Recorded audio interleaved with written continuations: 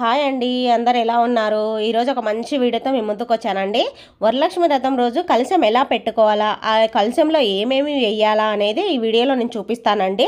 మొన్నటి వీడియోలో కలశం లేకుండా వీడియో చూపించానండి. దాంట్లో ఇప్పుడు ఇది కలశం ఆనవాయితీ ఉన్నవాళ్ళు కలశం ఎలా పెట్టుకోవాలా అనేది కూడా ఈ వీడియోలో చెప్తా ఉన్నానండి. చూడండి, ఎక్కడ కిప్ చేయకుండా చూడండి.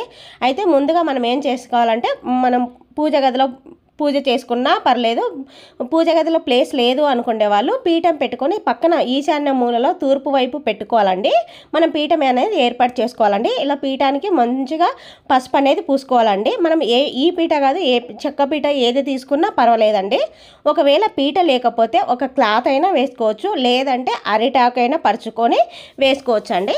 పీట ఉంటే ఇట్లా పీటను మంచిగా పసుపుతో అలంకరించుకొని ఆ రోజు ఏంటంటే అష్టదళ పద్మ ముగ్గు అనేది వేయాలండి. అమ్మవారికి ఎంతో ఇష్టమైన అష్టదళ పద్మ ముగ్గు వేసి సైడ్కు 4 దిక్కులు 4 బార్డర్లు అనేది రావాలి.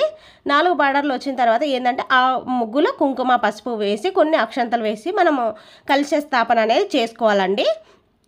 అలాగే అదే అరిటాకు పీట లేని వాళ్ళు అరిటాకుతో అయినా పెట్టుకోవచ్చు. అలాగే కలశము ఎప్పుడు ఉదయం మనము ఎక్కువ ఏంటంటే కలశం స్థాపన అనేది ఉదయం బ్రహ్మముహూర్తంలో చేసుకుంటేనే బాగుంటుందండి. అది మనకు ఆ టైంలో కుదరదు అనుకుంటే, అంటే బ్రహ్మముహూర్తంలో కలశ స్థాపన చేసేసి మనం పండ్లు కానీ పాలు కానీ అలా నైవేద్యంగా పెట్టేసి దీపారాధన చేస్తే కలశ స్థాపన అనేది మనకు బ్రహ్మముహూర్తంలో కంప్లీట్ అయిపోతుందండి. మనం ఎందుకంటే ముందు రోజు పనులన్నీ చేసేసుకుంటాం, క్లీనింగ్ అంతా చేసుకుంటాం కాబట్టి 5:30 లోపల బ్రహ్మముహూర్తం అనేది ఆ టైం ఉంటుంది కదా, ఆ టైంలో కలశ స్థాపన చేసుకుంటే చాలా మంచిదండి. ఒకవేళ ఆ టైంలో మాకు కుదరదు అంటే మనకు మంచి టైం అనేది ఉంటుందండి. ఆ టైంలో కలశ స్థాపన చేసుకుంటే కూడా చాలా అంటే చాలా మంచిదండి.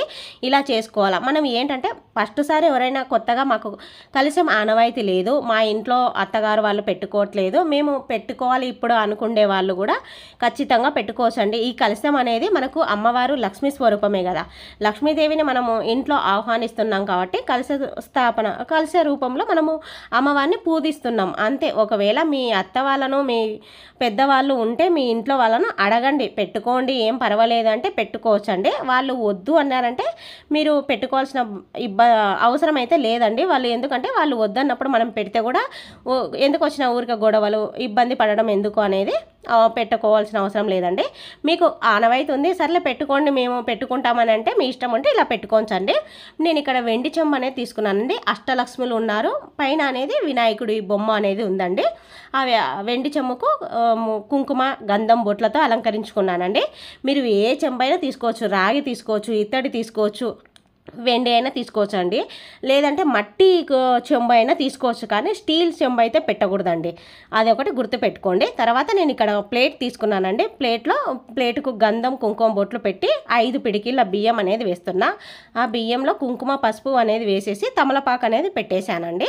తర్వాత ఈ చెంబులో మనం నిండు బిందె నీళ్ళు, అదే పూజకు మనం స్నానం చేసినాక పెట్టుకుంటాం కదా శుభ్రంగా, నిండు బిందె నీళ్ళు అనేది చెంబులో వేసుకోవాలండి. తర్వాత ఇప్పుడు పసుపు, కుంకుమ, అక్షంతలు, గంధము, తర్వాత 2 ఖర్జూరాలు, 2 ఒక్కలు వేస్తానండి, 2 లవంగాలు, 2 యాలకలు, కొంచెం పచ్చకర్పూరము, అలాగే 1 రూపాయి కాయిను, తర్వాత కొంచెం జవ్వాది పొడి, కొద్దిగా గంగా జలం అండి. ఈ గంగా జలము మనకు పూజా స్టోర్లలో దొరుకుతుందండి, అది కూడా వేస్తానండి. తర్వాత ఇప్పుడు ఏంటంటే మనకు మామిడాకులు ఒక పుష్పం కూడా వేసానండి, ఎర్ర పుష్పము. తర్వాత మామిడాకులకు మనకు బొట్లు అనేది పెట్టుకోవాలండి. ఆ రోజు వరలక్ష్మి వ్రతం రోజు మామిడాకులతో పెట్టడానికే ట్రై చేయండి. అవి మాకు అందుబాటులో లేవు అనుకుంటేనే తమలపాకులు తీసుకోండి.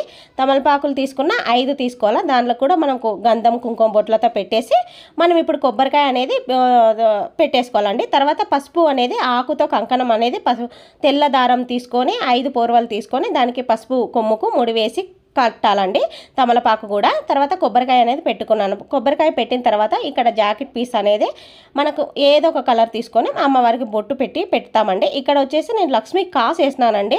మీకు లక్ష్మీ కాసు మా దగ్గర లేదు అనుకున్న వాళ్ళు పసుపు కొమ్మును 5 పొరవల దారంతో ముడి వేసేసి అమ్మవారికి వేయొచ్చండి, అదే కాసు స్వరూపం లాగా ఉంటుందండి. తర్వాత వస్త్రం వేసినాను, గాజులు అనేది పెట్టాను, పూలు పెట్టాను, ఇంతేనండి. ఇంక మనం ఇలా కలశం అనేది స్థాపన చేసుకుంటే తర్వాత మనం పూలతో అలంకరించుకోవచ్చు అండి. ఇంకా ఇప్పుడు ఈ కలశ స్థాపనకి మనము పూజ చేసుకోవచ్చు, అర్చనలు చేసుకోవచ్చు. తర్వాత నేను ఇక్కడ చూపించడానికి వీడియోకు దీపారాధన అనేది చేస్తున్నానండి. ఇలా మనం చేసుకుంటే ఇంకా అమ్మవారి ఫోటో అనేది కలశం వెనక పెట్టేసుకున్నామంటే సరిపోతుందండి. ముందర వినాయకుడికి పసుపుతో చేసిన వినాయకుడిని పెట్టుకున్నా కూడా సరిపోతుందండి. విగ్రహం ఉంటే విగ్రహం కూడా పెట్టుకోవచ్చు. ఇలా కలశ స్థాపన చేసుకొని మనము అమ్మవారికి కలశంకి పూజ చేసుకోవచ్చు. మాకు కలశం ఆనవాయితీ లేదో అన్న వాళ్ళు ఫోటో పెట్టుకొని ఫోటోకైనా చేసుకోవచ్చు. ఇలా కలశం స్థాపన ఇలా కంపల్సరీగా చేసుకోవాలండి. ఇలా చేసుకుంటేనే చాలా మంచిదండి. ఆ తర్వాత మనం ఏంటంటే పూజ అయిపోయినాక మరుసటి రోజు అంటే శుక్రవారం రోజు మనం కలశ స్థాపన ఉదయం చేస్తాం కదండి. మళ్ళీ సాయంత్రం యథావిధిగా పూజ చేసుకొని స్నానం చేయాలండి. స్నానం చేసిన తర్వాత మళ్ళీ సాయంత్రం దీపారాధన చేసిన తర్వాత ఏదో ఒక నైవేద్యం పెట్టి ఆ కలశంకి కాసు వేసినాం కదండి. ఆ కలశానికి వేసిన కాసు సాయంత్రం మనం పూజ అయిపోయిన తర్వాత మనం వేసుకోవాలండి, మెడలో వేసుకోవాలా. ఒకవేళ మీరు పసుపు కొమ్ము పెడితే గిన పసుపు కొమ్మును మరుసటి రోజు మనం పీఠం కదిలేటప్పుడు తీసివేయాలండి. అంటే మనము మరుసటి రోజు కూడా ఉదయం శనివారం రోజు పూజ అనేది చేసుకోవాలండి. పూజ చేసిన తర్వాత ఉప్పు లేని పెరుగన్నం అనేది అమ్మవారికి నైవేద్యంగా పెట్టి కొబ్బరికాయ కొట్టి హారతి కూడా ఇచ్చిన తర్వాత దీపారాధన కొండ ఎక్కిన తర్వాత అంటే దీపాలు కొండ ఎక్కుతాయి కదా, అప్పుడు కొండ ఎక్కిన తర్వాత మనము ముందుగా గణపతిని అనేది 3 సార్లు కదిలిపేసేసి తర్వాత కలశాన్ని కూడా 3 సార్లు ఇలా కలిపేసి తర్వాత అమ్మవారి ఫోటో అనేది కదపాలండి. అలా కదిపిన తర్వాత మనం ఈ పూలన్నీ ఇంకా తీసేయాలి. తీసిన తర్వాత ఇవి నదిలో అనేది ఎవరు తొక్కని ప్లేస్ వేయాలండి. పూజా సామాన్లన్నీ మనం ఒక కవర్లో పెట్టుకొని మరుసటి రోజు కానీ అట్లా నదిలో అనేది కలిపేసేయాలండి. అలాగే పసుపు గణపతిని అనేది మనం చెట్ల మొదట్లో వేయాలి, తులసి చెట్టులు అయితే వేయకూడదండి. ఇంతేనండి ఈ వీడియో. ఈ కలశం స్థాపన ఇలా చేసుకుంటారు. అలాగే కలశాన్ని ఎలా కదపాలనేది కూడా మీకు చెప్పినానండి. ఈ వీడియో ఒకరికన్నా ఉపయోగపడుతుందని చేశారండి.